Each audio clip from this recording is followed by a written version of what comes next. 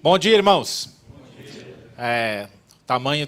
O motivo da redução foi uma cirurgia de vesícula que eu tive que fazer às pressas, uma pancreatite, e por isso que então eu fiquei menor.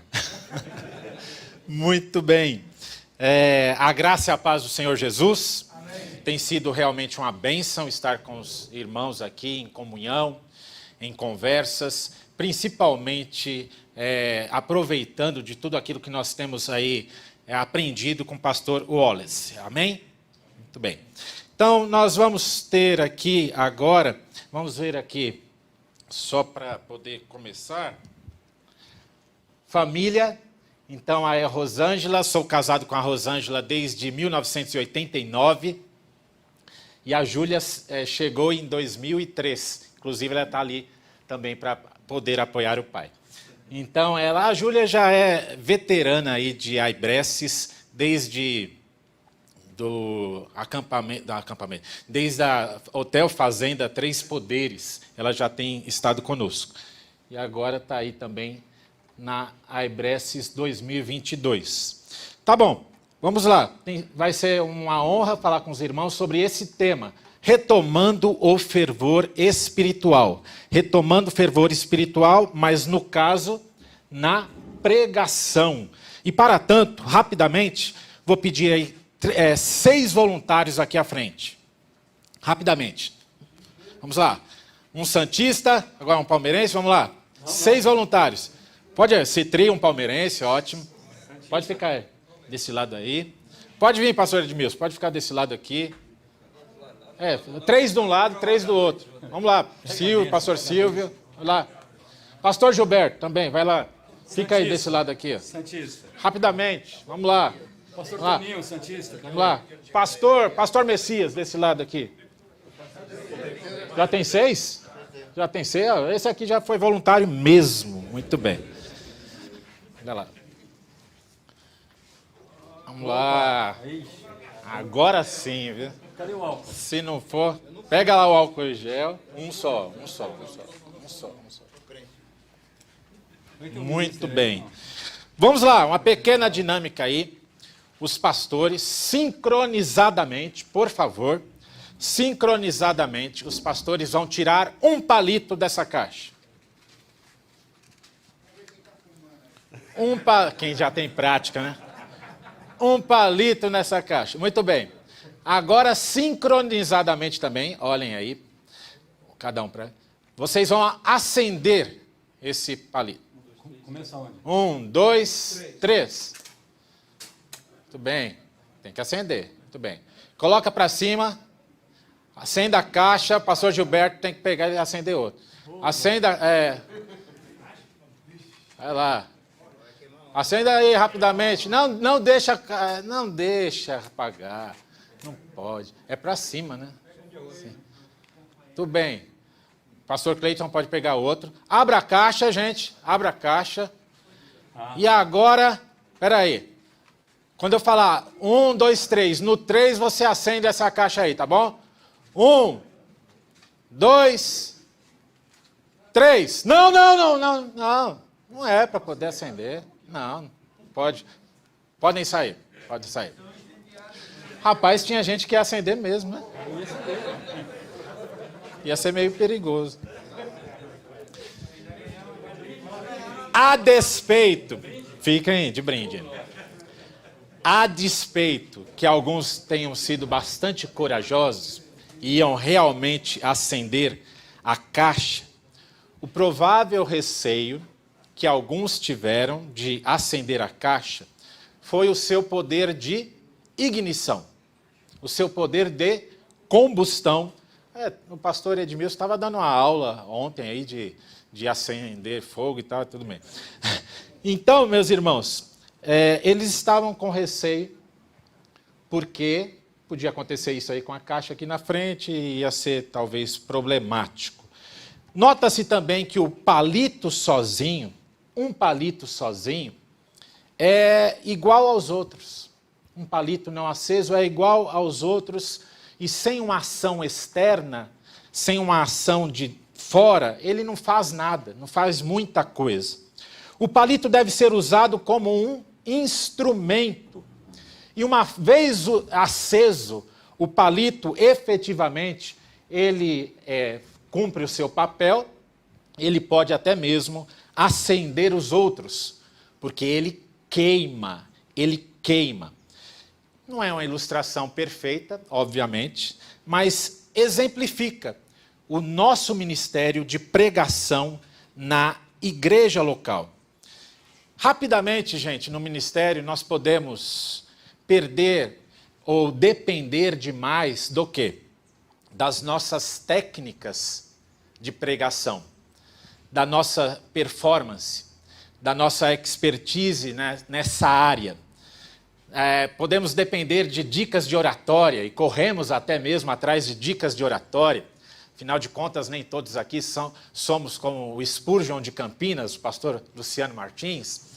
Então, nós às vezes ficamos aí, né, correndo e dependendo de habilidades adquiridas. Gradativamente também podemos depender demais de nossa experiência no ministério. Então, talvez pregar numa associação é alguma coisa talvez nova.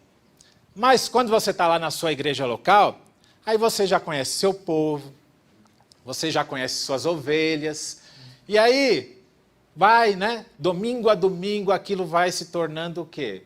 Confortável, às vezes confortável demais. Então, o conhecimento do nosso público, de nossa igreja, de nossas ovelhas.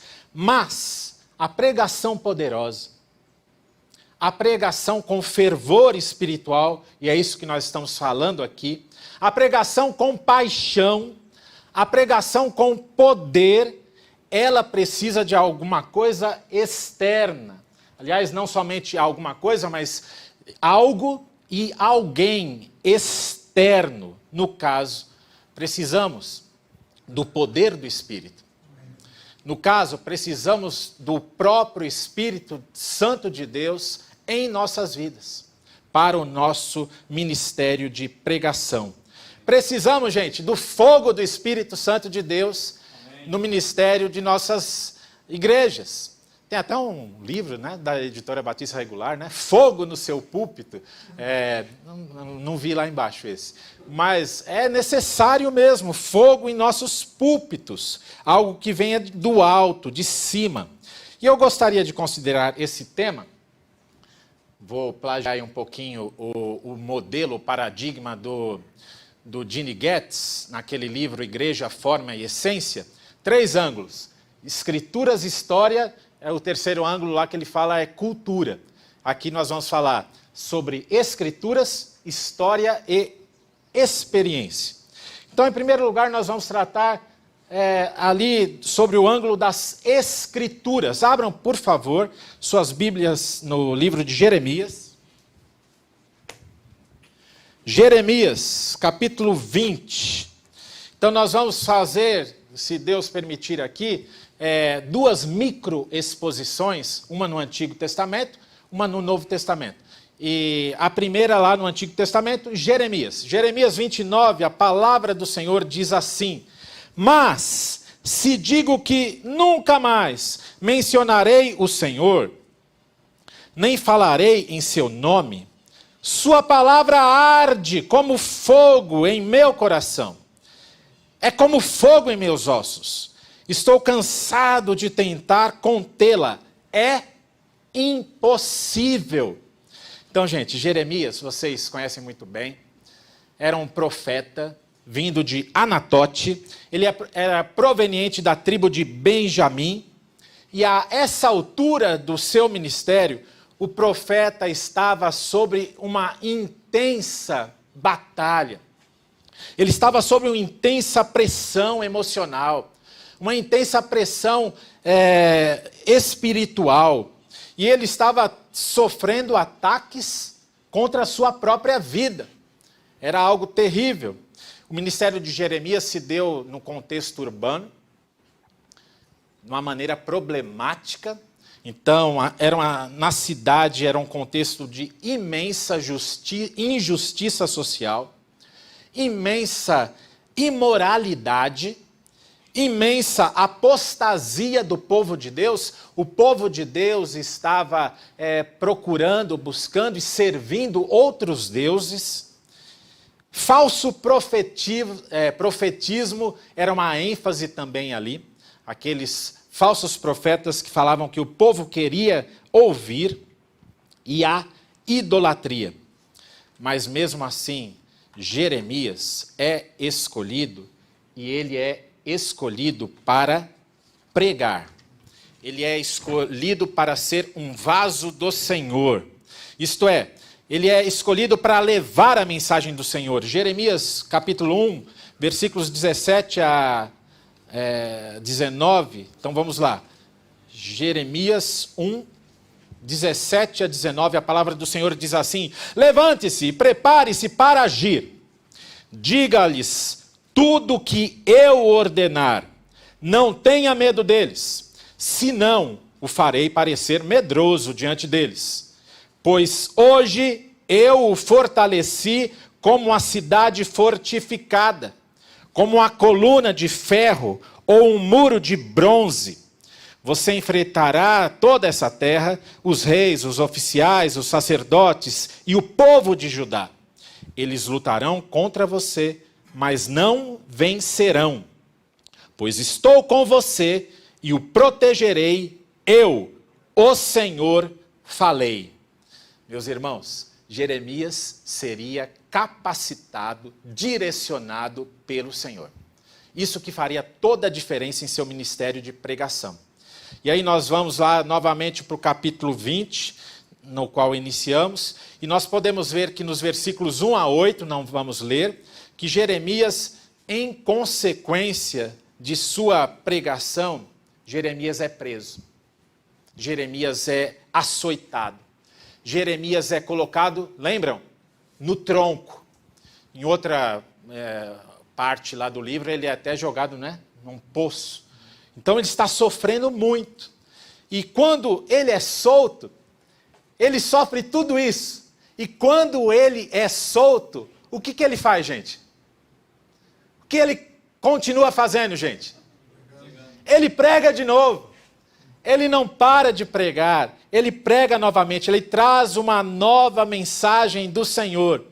Jeremias sofre em uma terra, numa terra cheia de falsos profetas. Os falsos profetas, eles falavam aquilo que o povo queria ouvir. E esses sim, esses faziam sucesso. Jeremias, coitado, só apanhava, só sofria, porque ele falava o assim diz o Senhor. Então nós vemos aí isso nos versículos de 1 a 8. Nos versículos de 10 a 18, aí a gente encontra um profeta sofrendo bastante. Nós podemos ver Jeremias em lamentos, em queixas, em confissões. Ele está sofrendo intensamente. Suas palavras nesse trecho são muito semelhantes às palavras do livro de Jó. Ali, você já leu várias vezes Jó e você sabe quanto aquele homem sofreu. Poderíamos dizer aqui que Jeremias está esgotado fisicamente e ele está esgotado também até emocionalmente. Podemos lembrar daquela expressão, né? Jeremias está sofrendo de burnout. Já ouviram várias vezes isso, né? Burnout, ou seja, ele está com esgotamento físico e mental. Somente uma coisa poderia resgatar e manter a pregação de Jeremias. Somente uma coisa poderia, e alguém poderia manter a vida ministerial, sustentar e mover Jeremias. O fogo da palavra de Deus. E o Deus dessa palavra. Somente isso. O poder da palavra, o Deus da palavra. Jeremias 29, novamente fala assim: mas se digo que nunca mais. Ele está querendo pular fora, né? Mencionarei o Senhor, nem falarei em seu nome. Sua palavra arde como fogo em meu coração. É como fogo em meus ossos. Estou cansado de tentar contê-la. É impossível. Então, meus irmãos, como em Jeremias fogo é juízo, ele estava confrontando o povo, a sua missão profética era confrontar o povo para o arrependimento, a única coisa que poderia mantê-lo vivo era a sua dependência da palavra. Dependência da palavra do Senhor. Ainda no capítulo 23, versículo 29, nós temos algo bem semelhante. 23, 29, a palavra do Senhor diz assim, aí é Deus, né? Acaso minha palavra não arde como fogo? Diz o Senhor. Não é como martelo que despedaça a rocha? Então a palavra de Deus apresentada como fogo. Cada ministério tem suas bênçãos, cada ministério tem as suas adversidades. É inegável. Não é verdade, gente? O pastor Wallace falou ontem, né? Se nós não sofremos é porque nós estamos passando por um tempo de refrigério. Mas aqui e acolá sempre tem dificuldades na obra do Senhor. Estamos em uma batalha espiritual, não é verdade?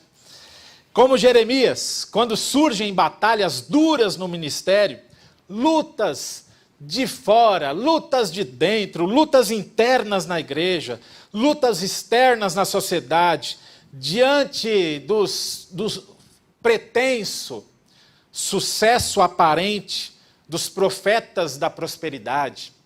Você liga a televisão e você vê aquelas igrejas, né, dos pastores, dos bispos da prosperidade, todas aquelas igrejas estão o quê? Lotadas, inchadas, diante dos pastores populares, diante dos pastores piadistas, pastores que parecem mais estarem num show de stand-up, não é verdade? Que arrebanham tanta gente, atraem tantas pessoas, diante dos pastores massageadores de ego.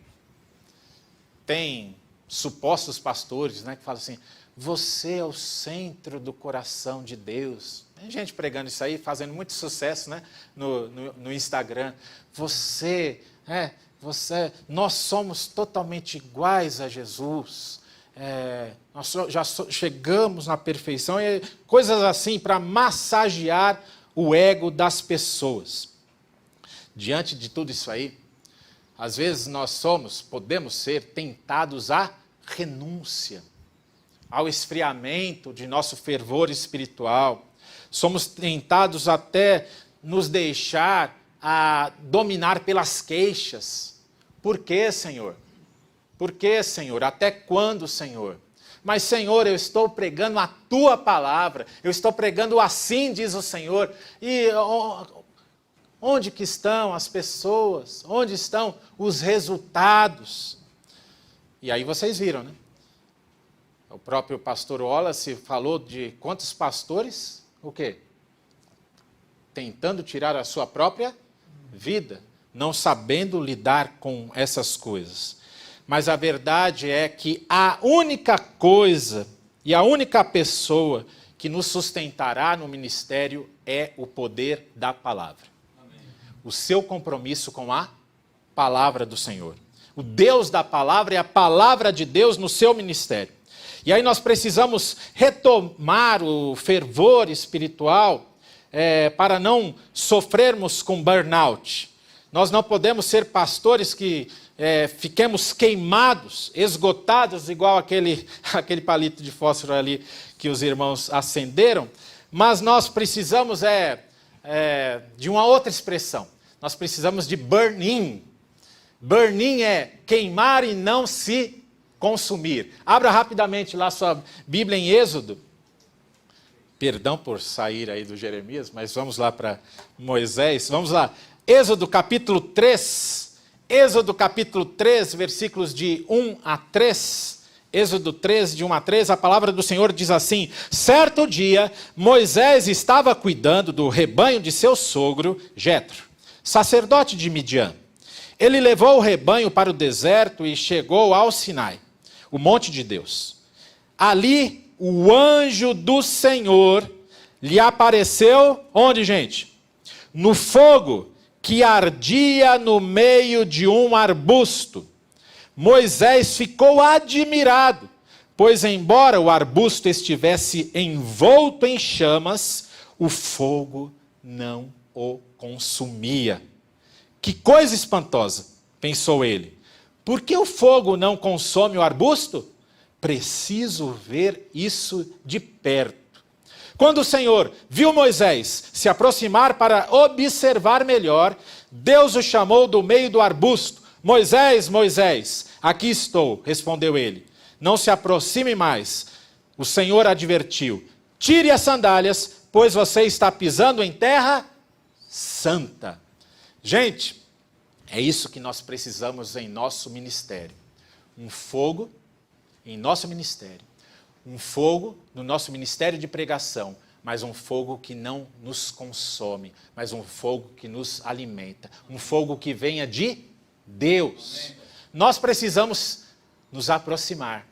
Nós precisamos ver isso de perto. E nós precisamos tirar nossas sandálias para o quê? Fazer de onde nós estivermos terra santa. A presença de Deus que faz a terra santa. Não exatamente o lugar, a geografia, mas é a presença de Deus. Muito bem, vamos para frente. Essa é a microexposição do Antigo Testamento. Agora vamos para a microexposição no Novo Testamento, aí mais com o apóstolo Paulo. Para linkar fervor espiritual com pregação, eu lembrei da carta do apóstolo Paulo aos Coríntios. Interessante que o contexto aqui dessa carta, vamos lá para 1 Coríntios, vamos abrir aqui primeiro.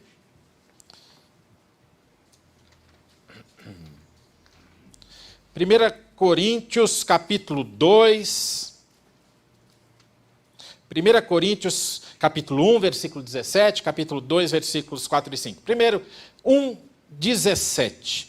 Pois Cristo não me enviou para batizar, mas para anunciar o Evangelho, e não com palavras de sabedoria humana, para que a cruz de Cristo não perca o seu poder. E aí 2, 4 e 5 diz assim a palavra do Senhor. 2, 4 e 5. Minha mensagem e minha pregação foram muito simples. Em vez de usar argumentos persuasivos e astutos, me firmei no poder do Espírito. Agi desse modo para que vocês não se apoiassem em sabedoria humana, mas onde? No poder de Deus. Poder de Deus. Gente, Paulo fala aos Coríntios e ele estava num contexto greco-romano que tinha uma vasta tradição de oradores.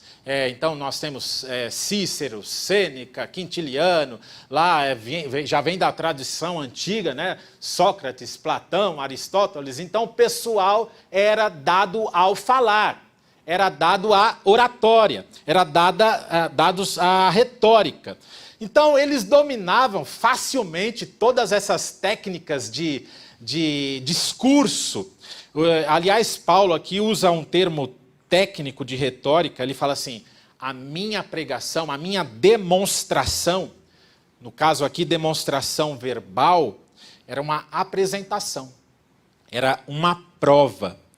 Mas o alvo de Paulo era diferente dos oradores daquela época. O alvo de Paulo não era o aplauso, porque oratória naquela época lá o pessoal ouvia e depois o quê? Ovacionava. Não era o reconhecimento dos seus dons homiléticos. A demonstração, a prova de sua mensagem e pregação era o quê? Poder do alto.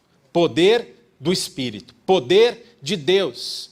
Em que os ouvintes eram ganhos não somente na sua razão, mas em seu coração. 1 Tessalonicenses 1, 5. Vamos lá. 1 Tessalonicenses 1, 5, a palavra do Senhor diz assim. Vamos lá. Pois quando lhes apresentamos o Evangelho, não o fizemos apenas com palavras, mas também com poder, visto que o Espírito Santo lhes deu plena certeza de que era verdade o que lhe dizíamos. e vocês sabem como nos comportamos entre vós e ao seu favor. Então, meus irmãos, nós vemos aí que Paulo estava num contexto onde que a fala era muito comum. Aliás, tinha um grupo lá chamado dos sofistas. Já ouviram falar isso aí em seus estudos, né? Os sofistas. E eles usavam da arte retórica para fazer o quê? Chamar a atenção para si mesmos. Era essa a função principal dos sofistas. Eles chegavam até competir entre eles. Como é que chama aquele pessoal que pega e fica tocando um instrumento e um fala, outro fala? Repentista, né? Então, não é exatamente, mas parecido com aquilo ali. Falava um, falava outro, e aí ficava naquela disputa para ver quem fazia melhor no caso deles. Tudo objetivando o aplauso da multidão, pela sua oratória. Havia escolas de retórica ali nas cidades de Atenas, de Corinto. E aí em Corinto, o que começa a acontecer? Esse pessoal que pertencia à igreja também queria olhar para Paulo e começar a julgar Paulo de que forma? Já que eles eram tão dados ao falar, será que ele fala bem? Será que ele se apresenta bem? Como que é a palavra dele? E julgar o quê? A performance de Paulo, ao invés de respeitar a palavra de Deus. Então o pessoal estava ali confundindo um pouco. Vocês sabem muito bem, né? A igreja em Corinto tinha aquela coisa lá, Paulo ele é forte em suas cartas, mas ele é fraco em sua presença e toda aquela coisa ali. O que é isso? Julgamento na arte da retórica e da oratória. O que eles não estavam entendendo que, isso aqui é outro departamento, isso aqui é o quê? A obra de Deus. Isso aqui é o Deus.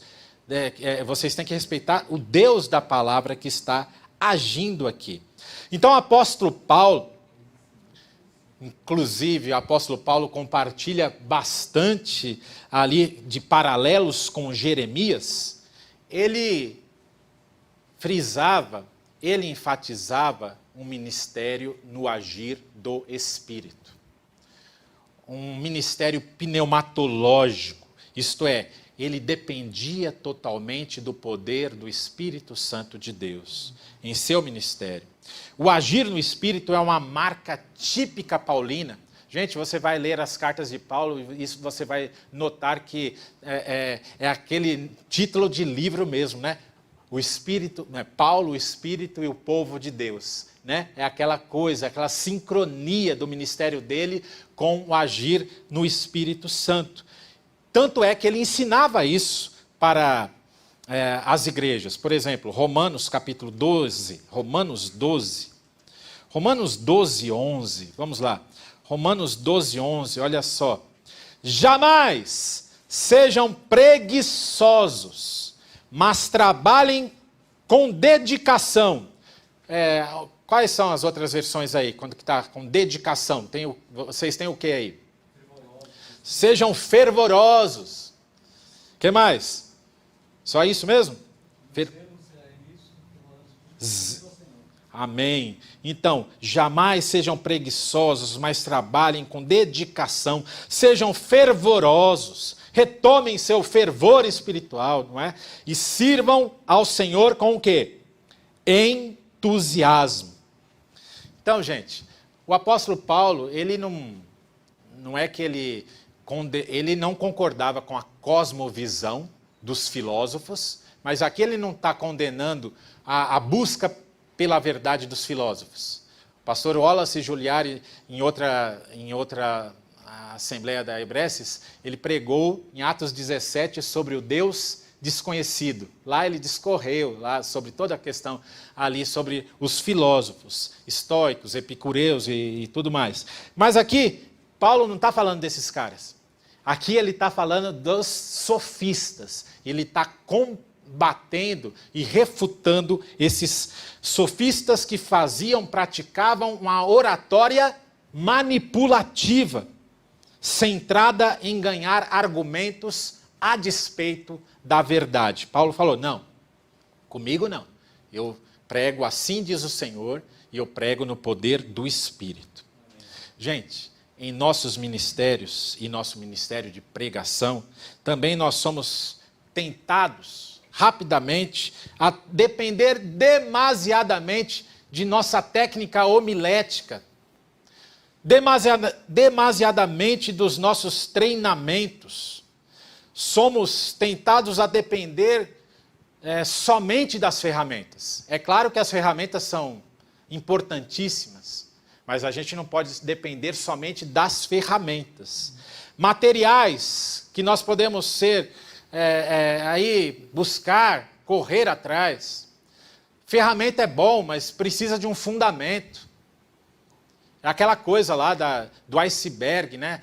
Só iceberg aparente, mas a pregação, né? Parece só o iceberg aparente. Mas para que a pregação poderosa da palavra de Deus seja feita, né? O iceberg lá para baixo, ele deve ser o quê? Grande, né? Tem que ser regado com oração, tem que ser regado com isso aqui, o fervor espiritual, deve ser regado com caráter, deve ser regado com o fruto do Espírito Santo, deve ser regado com comunhão com Deus. E, às vezes, podemos ser tentados ao quê? A ficar só olhando o aparente. O que é que vai ser apresentado lá?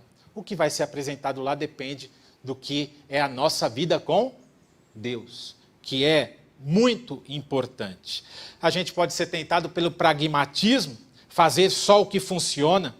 Inclusive na pregação, podemos ser tentados ao quê? A entreter o povo, ao invés de pregar a palavra. Pregar a palavra, que é o mais importante.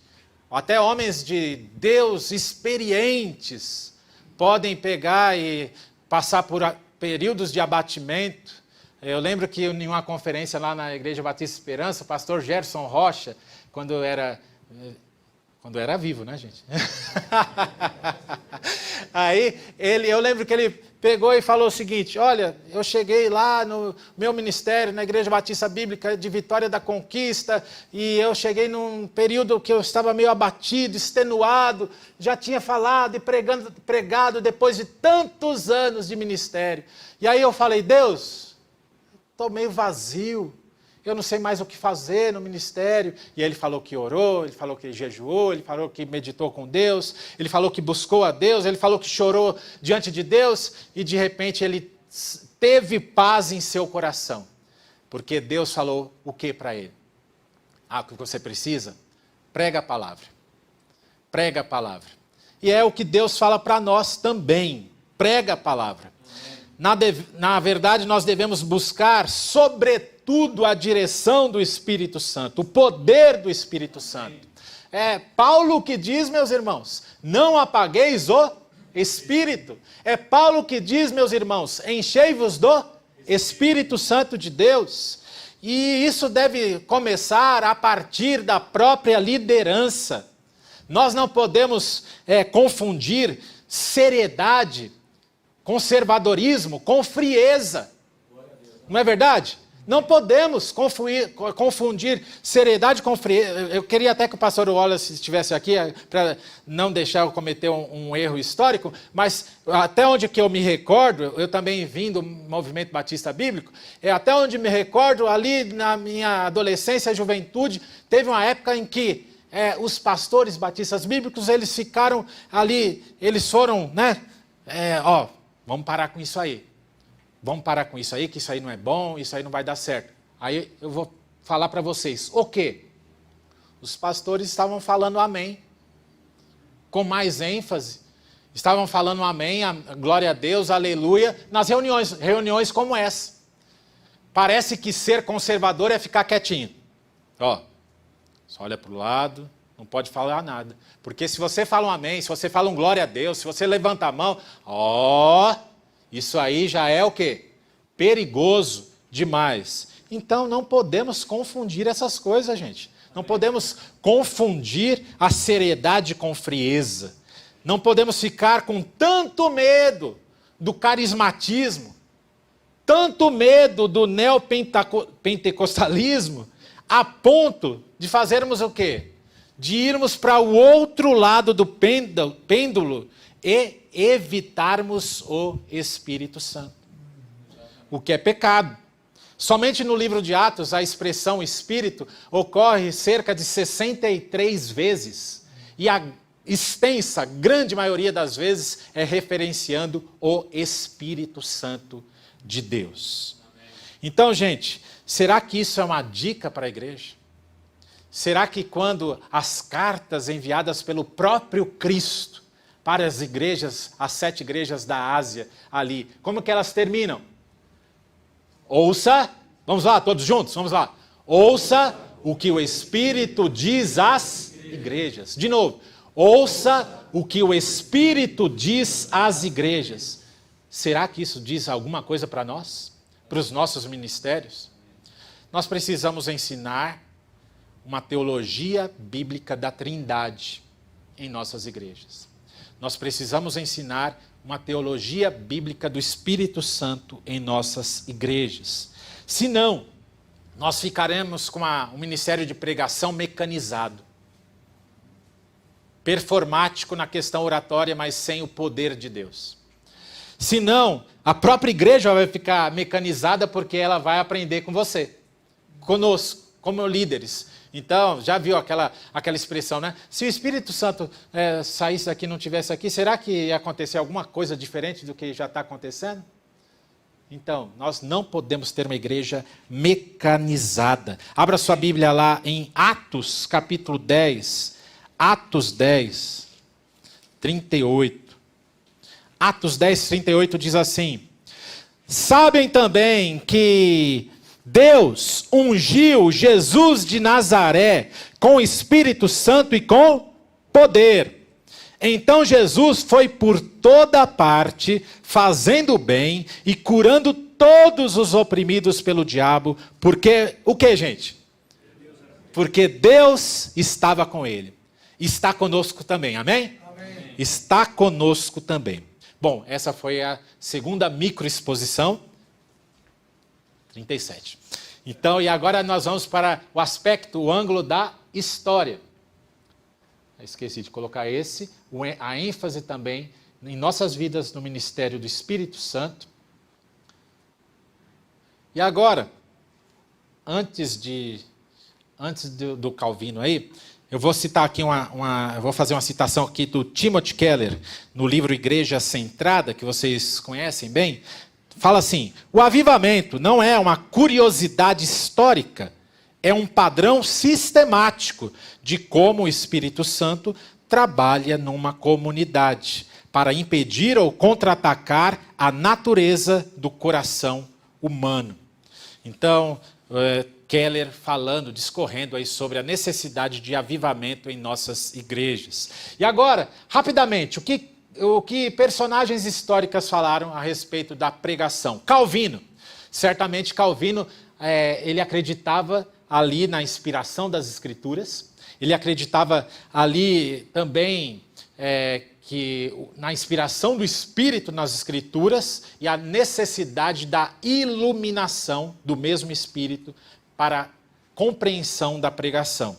E assim ele cria que na pregação o mensageiro é um servo da palavra.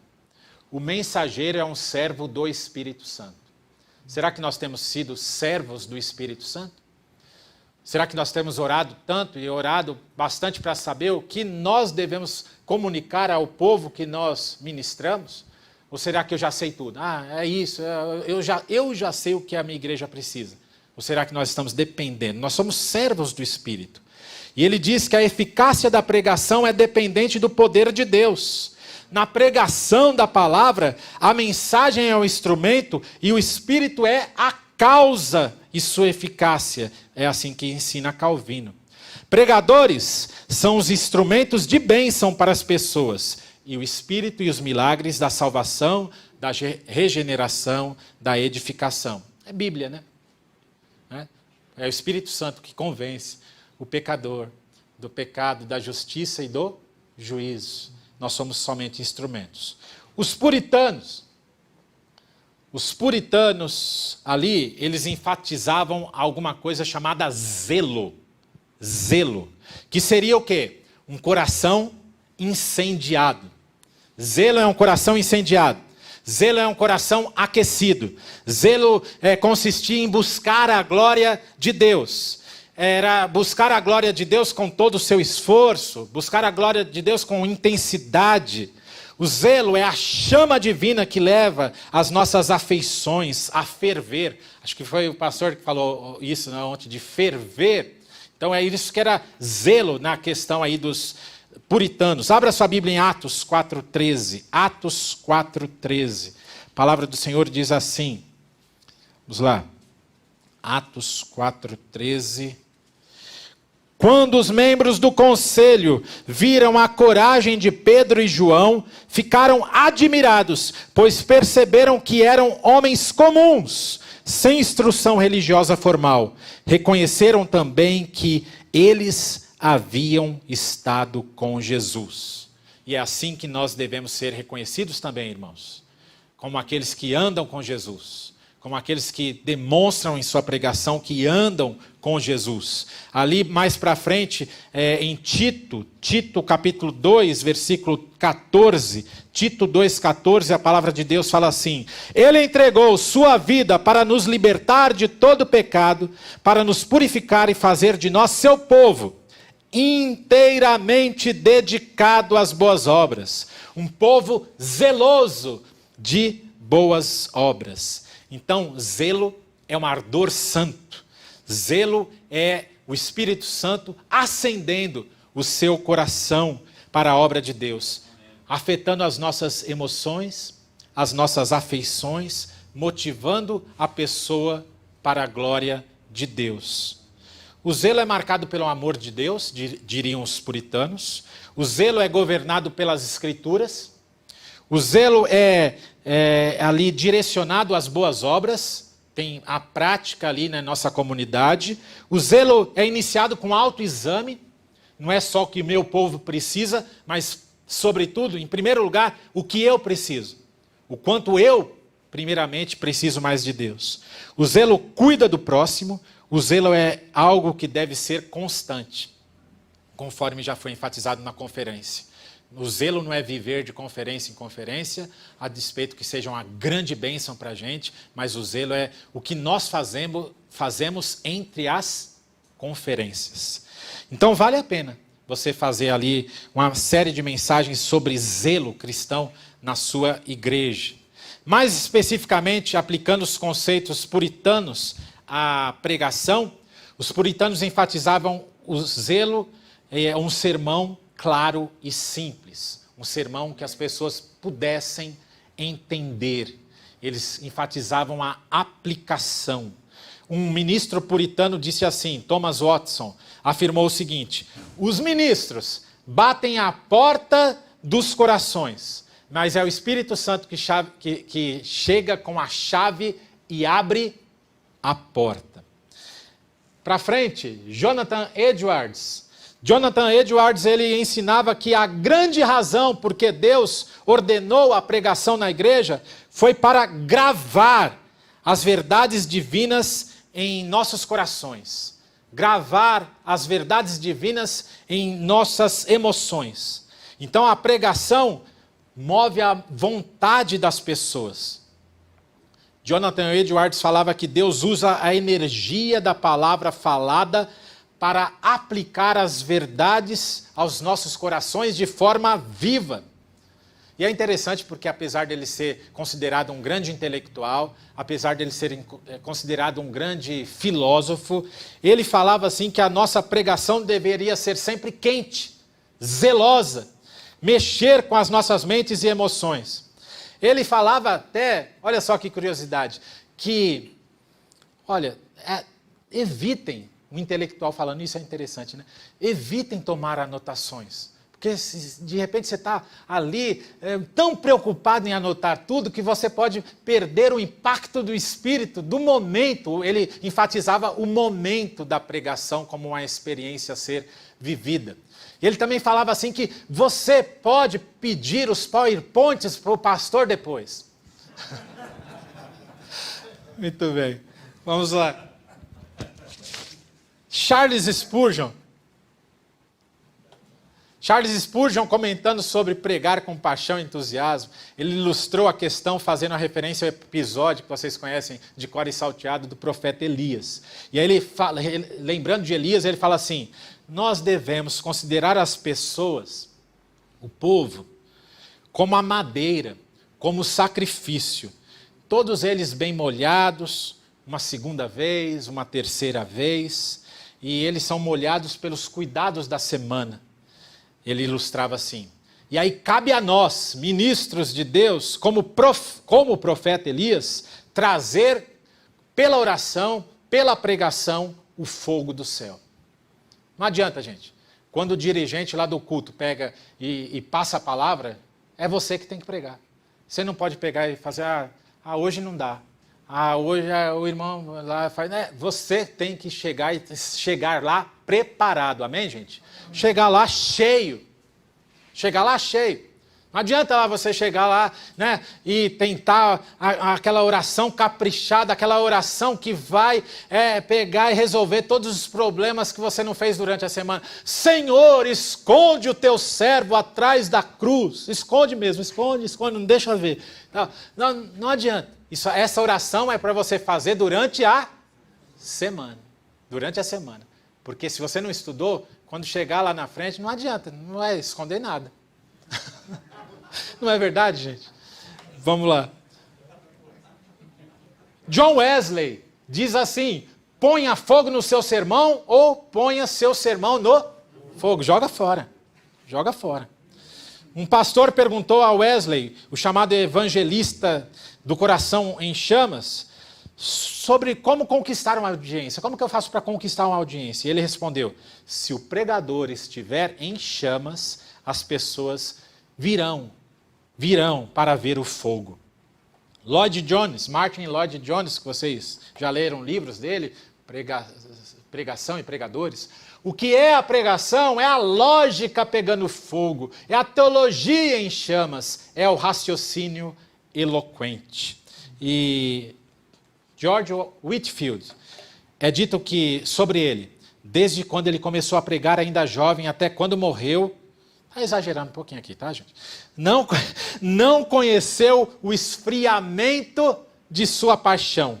Até o final de sua carreira, sua alma foi uma fornalha de zelo ardente pela salvação de almas. Sem os requintes aqui dos biógrafos, pelo menos a gente tem que buscar alguma coisa, né? Buscar o quê? Estar quente diante do Senhor. Ter comunhão com Deus. Amém, gente?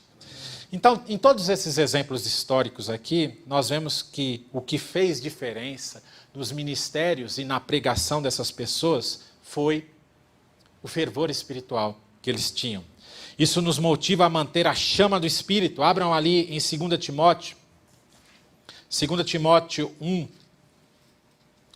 2 Timóteo 1, 6 e 7. Por isso quero lembrá-lo de avivar a chama do dom que Deus lhe deu quando impus minhas mãos sobre você. Pois Deus não nos deu um espírito que produz temor e covardia, mas sim que nos dá poder, amor e autocontrole. A ideia aqui, né, de avivar é a ideia de um fole que vai estimulando um pequeno fogo até que esse fogo se transforme em uma labareda. Nosso dever, gente, é buscar esse ardor permanente. Buscar esse ardor permanente em nossa vida e nosso ministério. É isso que vai fazer a diferença em nossa igreja. Nós somos líderes, não tem jeito. Se o líder estiver desanimado, é aquela coisa, não vou não. Eu não vou não, hoje eu não vou. Por quê? Eu estou desanimado. Mas você tem que ir, vamos para a igreja. A esposa falando, hoje eu não vou, não estou afim. Você tem alguma razão por que eu tenho que ir para a igreja? Você é o pastor da igreja. Não tem jeito, gente. Tem que ir. Tem que ir. Nosso dever é clamar por esse ardor permanentemente. Pedir a Deus, clamar a Deus, orar, como Tozer falou, já foi citado aqui, orar e orar e orar, e orar ainda mais até que a gente comece a orar de verdade. De verdade. E agora, O ângulo da experiência. Oh, não aparece aí. Não. Aí você colocou na hora errada. Considere essas frases. Considere essa frase. Não era para colocar agora. Eu não encontro nenhuma declaração bíblica. Quem falou isso? Eu não encontro nenhuma declaração bíblica que limite a presença ou a dinâmica do Espírito a algumas pessoas dos tempos passados. Aquele que prometeu dimensões de capacitação divina a um grupo de seguidores atemorizados, também está ansioso para cumprir a promessa em nós hoje. Francamente, olha só isso. Francamente, eu estou pronto para esse tipo de capacitação. E você? Você e eu precisamos dessa capacitação e podemos recebê-la, se a pedirmos, se a reivindicarmos. E eu pergunto para vocês, apesar de já ter colocado lá quem é, quem disse essas palavras? Quem disse essas palavras? Um pastor jovem, um pastor animado, um pastor sendo atraído para o pentecostalismo? Não. Foi o Dr. Charles Swindoll, que vocês devem ter. Alguém tem livros aí do Charles Swindoll? Todo mundo, né? Então, com mais de 50 anos de ministério, depois de ter sido também presidente, professor e presidente do Seminário Teológico de Dallas, por alguns anos, um seminário conservador. E aí ele está enfatizando, ali no seu livro Abraçado pelo Espírito, ele descreve a necessidade de nossa aproximação relacional com o Espírito, e não somente como uma matéria de teologia, mais uma matéria de teologia. Não podemos ter um distanciamento frio da pessoa do Espírito Santo. E aí, a pergunta que fica para nós, independente de quantos anos de ministério você tenha, independente de quanto tempo que você já prega em sua igreja, a pergunta é, nós queremos mais? Nós queremos mais de Deus?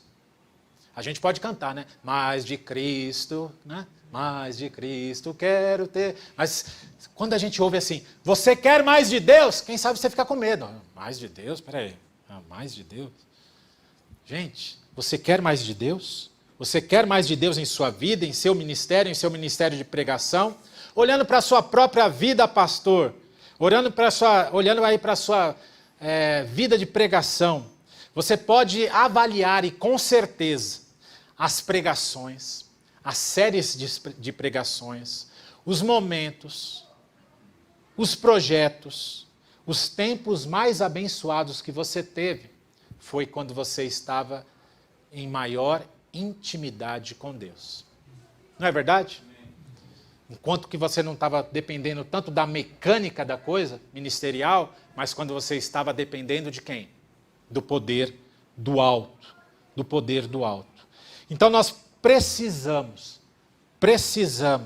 ensinar a dependência espiritual para as nossas igrejas. A importância do fervor espiritual na obra de Deus. E aqueles que servem devem seguir o mesmo critério lá de Atos 6.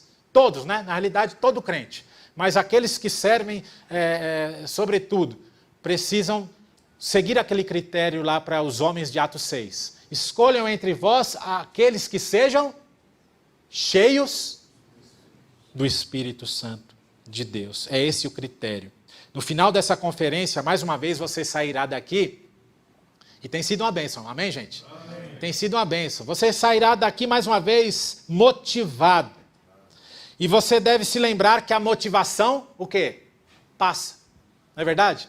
Motivação passa. É o seu papel abraçar o Espírito Santo, a chama do Espírito Santo em sua vida.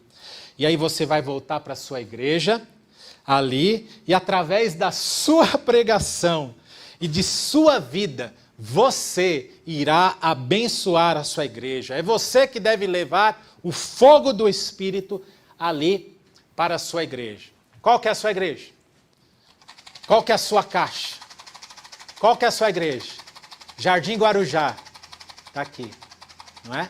Vargem Grande, está aqui. Monte das Oliveiras, Primeira Igreja Batista Regular de Campinas, Boas Novas, ali de Piraporinha. Qual que é a sua caixa? Qual que é a sua igreja? Gente, você deve incendiar, positivamente falando, a sua igreja com o fogo de Deus, com o poder do Espírito Santo. Precisamos fazer isso. Volte para lá em chamas. Volte para lá em chamas, pronto para atiçar o poder de Deus em seu ministério de pregação e nas vidas. Vamos orar. Nosso grande Deus e eterno Pai, nós te agradecemos pela tua palavra, Senhor. Amém. Como temos sido abençoados nessa conferência.